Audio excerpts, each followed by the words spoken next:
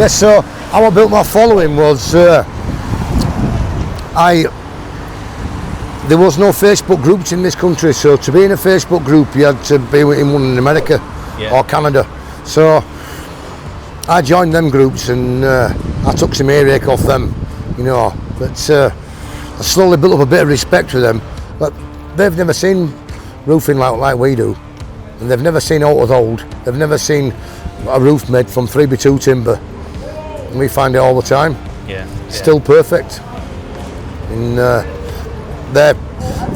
they install low pitch roofs and slap them shingles on them, and I still to this day don't understand how a shingle's watertight. I suppose they have to have it because they have hailstorms and stuff like that, but that's how you started to build your following. The American and the Canadians, I don't know, I might have had 20,000 followers before I started posting in England. And what I did America first, America and Canada, and then I joined an Australian group, got a following out of Australia, New Zealand, did news. I did one country at a time and built my following that way, and then once I built that up, then I produced the English following. It's a bit like hacking a computer. You sort the little bits out first, and then attack the big bit. Do you think you'd be doing this and setting up all your own products if it was without your following? Probably not. No. So that's one thing that would have changed for sure. To go down this route. It makes it easier to sell products because I've got an online presence. But like I said, the establishment don't want what to do with me. They think I'm just a gobshite roofer that runs his mouth on Facebook. I probably am.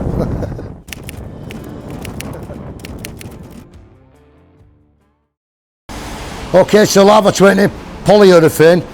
So present thinking is you should put lava down on the deck here, fully paint that up, apply 30% to the deck, and then applying your strand matting on that. But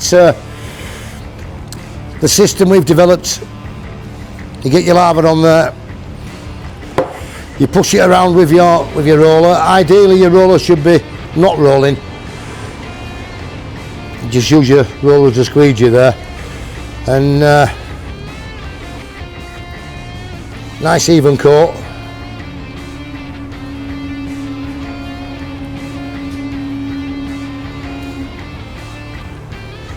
So lava 22 kilos a metre.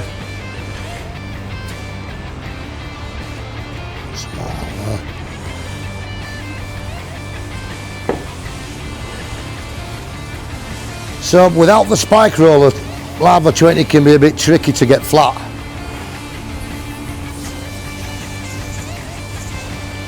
So the general idea is like that. Then your spike roller. So we'd have one guy mixing and opening tins, one guy applying it with a roller, and then one man with the spike roller working it through the mat, getting it nice and flat. So lava 20 the two coat system, so you get it as flat as you possibly can using the spike roller. And a lot of the liquid guys I'll be saying right now, you've got to be joking not putting anything on the roof first. But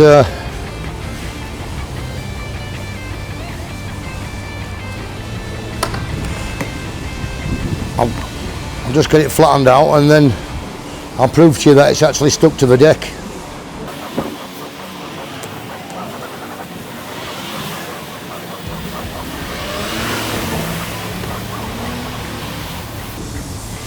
So the spike roller stops any trapped air in the system and auto drives it through the mat onto the deck, giving you your full coverage. 10 metres for 125 kilo tin. Have a push around with that, see how easy that is.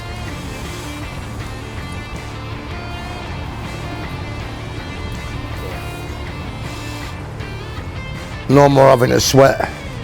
Yeah, you don't feel like you're forcing it. No more having GRP stuck to your eyebrows. having to shave your eyebrows when you get home because you're covered in your product. But there you go. That is one coat. So the second coat would be applied 4 hours after using that if you've used Catalyst, and you're going to be able to achieve like a glass finish on there.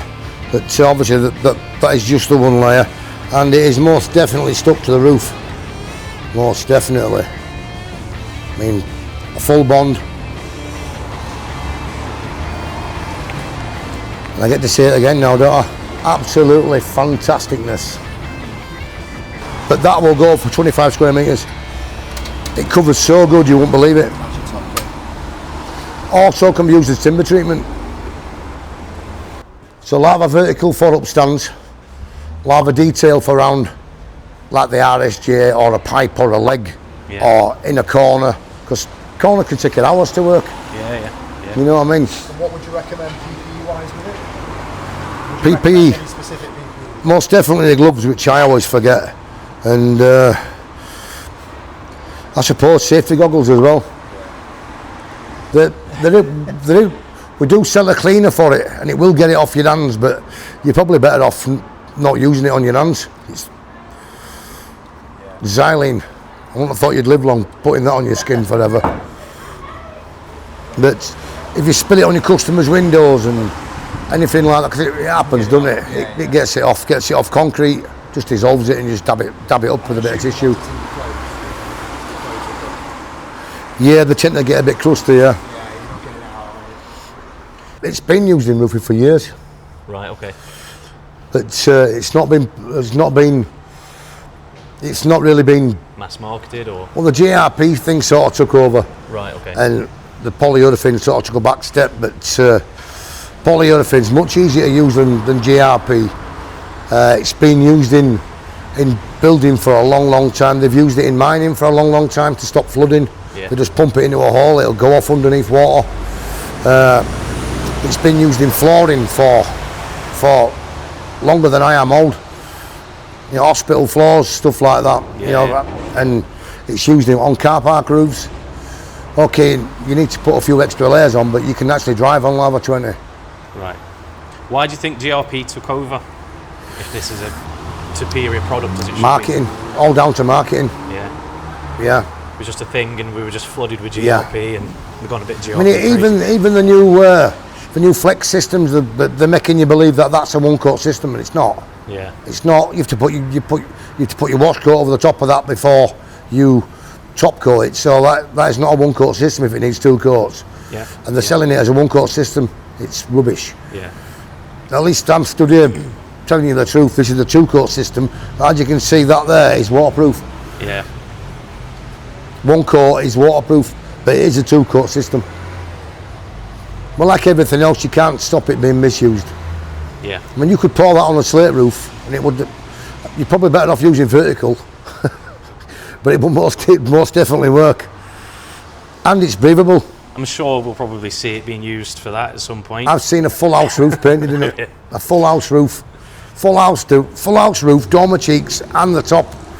Bet you'd have a great job. It looks spectacular. What do you do in terms of mitigating like condensation and all that sort of business with warm roofs, cold roofs, or does it just not matter? I personally don't believe in a warm roof. Okay. I have seen so many failures, so many. I travel the country looking at problems, and it is one of the biggest problems with flat roofs. yeah, well, so together wrong. with a few of us in the industry calling it the condensation time bomb. It is. In 25 years, you're going to open these roofs up and go, God damn, and you'll have to wear a mask. We'll end up with some sort of random fungus growing in your lungs. It's not even taken that long. We've recently opened up, a GRP roof in Manchester that was done for about 2 years, and it was all back to front. The insulation was all wrong, we pulled it up, and it was all... Yeah, no VCL and stuff like that, yeah. It's like everything else. The roofing industry ultimately is not skilled enough. There's no knowledge there. So the average age of a competent roofer in this country is 55 years old. How can that be? You know, it's ridiculous. Why aren't the young guys being taught the proper way in college? So they are being taught the proper way in college. I've got that wrong, really. So my son went to college, did absolutely fantastic. But the problem is they can leave college at level 2 and go out on site and earn a good living. Yeah. So nobody wants to do level 3 or any advanced stuff. Yeah, But I told my son, you need to be nobody's fool here. You can't just be an average roofer using my name on the van. Yeah, yeah. I said, you need to learn everything. So he went to college and he finished his level 3 early, and we spoke to the college, and Leeds College of Buildings are actually fantastic, but I spoke to the college, let's teach him some advanced stuff, and they taught him all that, and he's one of the most skilled roofers I've ever worked with. I mean, he tells me to get out of the way now. Yeah. He'll go, what the fuck, Dad, what's that? And say, for example, you lived in an area where you are, I don't know, you're surrounded by trees or a lot of stuff, and your roof started to get dirty. What's it like to clean? It's chemical resistant, so you can put soap on that, or a bit of bleach on that, a bit of algae killer or whatever, and it's not going to affect it at all. The downside of living near trees is when you're applying it, it's liquid. We've just done one in Cheshire where they'd cut back these conifers, big conifers, 40, 50 feet high, and the wind started like today, and it started blowing the pine needles, old pine needles all over the roof. They're now part of the roof. There's nothing you can do about that. Yeah. I think another problem more for homeowners as well. You know, in the recent years we've had all these liquid systems, even with GRP even. There's always the bad apples amongst us in the trade. I've highlighted thousands of them. But more for the homeowner to understand the difference between a product like this compared to an off-the-shelf B&Q roof Different animal. coating thing, you know. Different and animal. they get confused, and sometimes you'll have the bad apples going out, picking up these. I'm not suggesting you shouldn't buy out from B&Q, but me personally, I would stay away from a lot of it. Yeah, yeah. Yeah. Why do you think that is, that homeowners sometimes get confused? Because sometimes they might mix what they see in the B&Q or screw fixes with products like this, because they hear about these products, or they hear roofers talking about these liquid systems, and they either try a DIY or they get a bad roofer who doesn't understand the difference in the products, and they think it's all the same. It's the same as everything else. Education. Yeah. Learn about the product that you're using. Yeah. I mean, there's people out there like my dad. My dad, one of them guys. He could do it. He could do anything. It wouldn't have been 100%, but he could do it. Yeah. He watched you do it once, and he could do it nearly as good. Yeah. Joinery, decorating. He'd have licked this roofing shit. He's dead now, so it's now down to me to lick it. But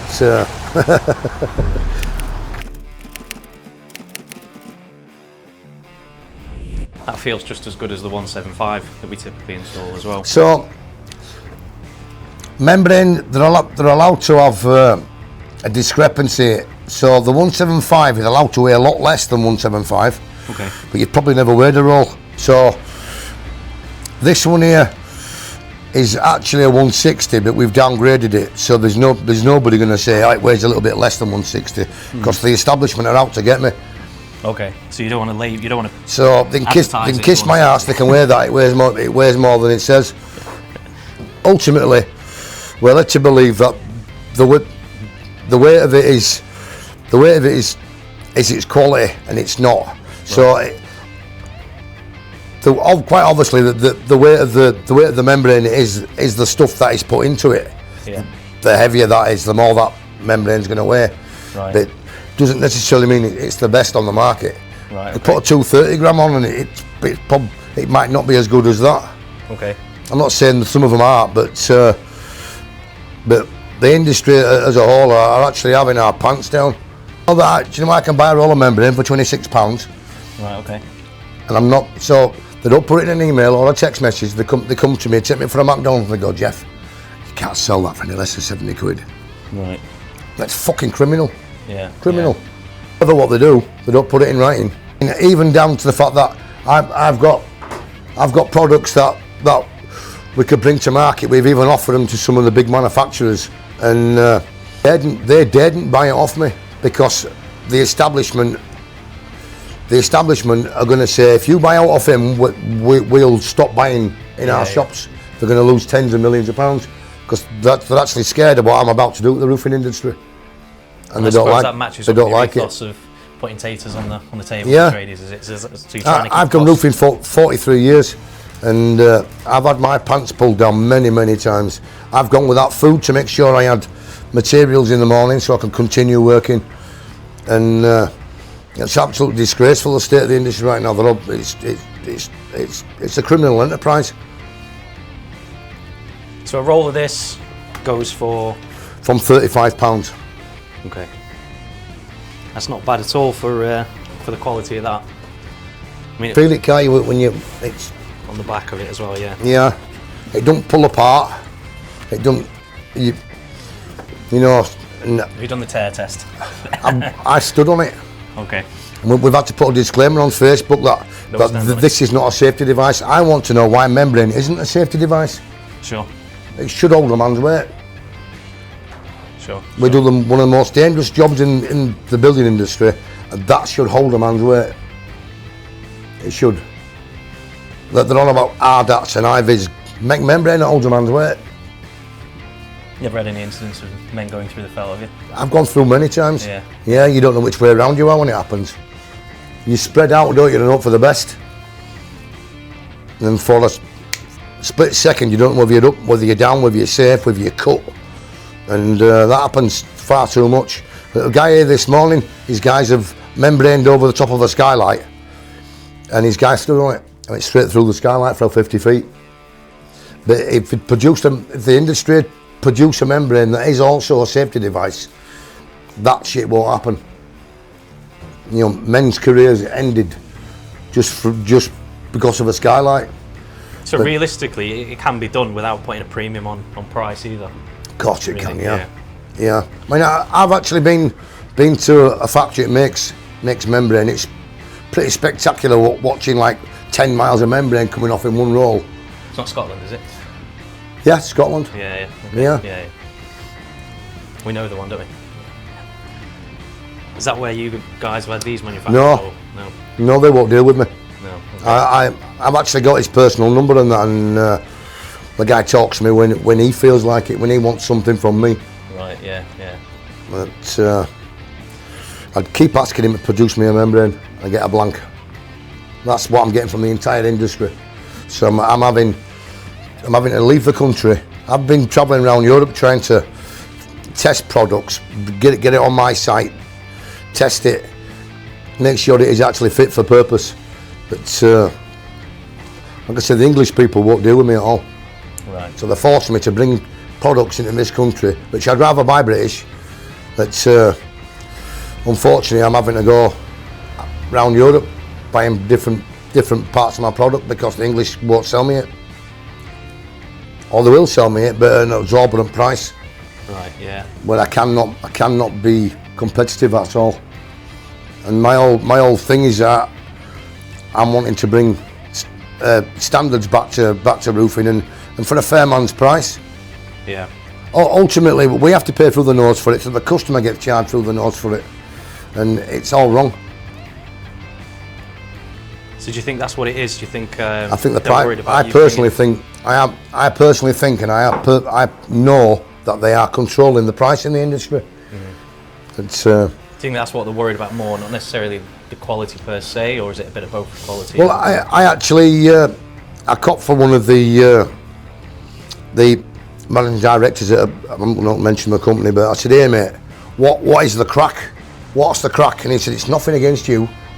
I personally think you're a nice guy." Yeah. He said, "It's just business, Geoff. We don't want you. We don't need you in the supply chain, and we're going to do everything in our power to stop you being in it." Right. Okay. And there it is. At least he told me straight instead of resting and prattling me around. You know. But you've managed it, so you're starting to break the mould. Slowly but surely, these cockroaches from these big companies are coming out of the woodwork, and they're ringing me on the sly, offering me a backdoor deal. And Now that you've sort of like persevered and well, they'll probably be laughing at the size of this place, but I've got to start somewhere. absolutely. And as you can see, we've started by let's get the liquids first. Yeah. And we're moving a lot of liquids, and we're doing really well. So whether they like it or not, I'm here to stay. The establishment won't deal with me, so I'm left bringing my own products out, and I'm going to market it, and there's nothing they can do about it. the big companies they've lost the boat when it comes to social media. Yeah. Big multi-million pound companies with a following of 2,000. I mean, what is that?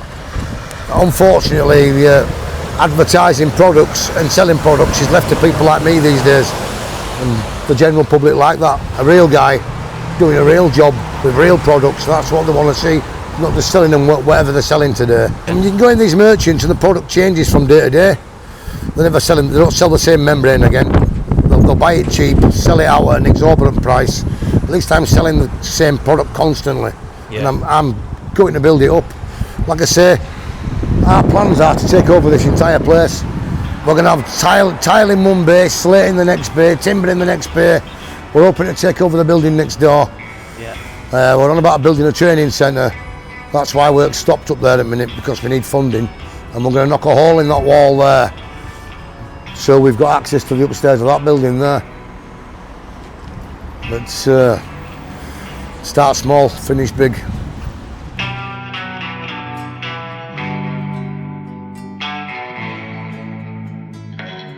And he got some other roofers to come in his shop, and he's got them to do the roof. And then I've walked in his shop one day for a packet of cigs. He's stepped up to me and he's fucking slapped me on the face. He went, "You steal my money and you run away." And I went, "I didn't. I did not. You're mistaken." And his daughter had to step in and said, "No, Dad, it won't him. But he gave me an eye, I'll fucking slap this old."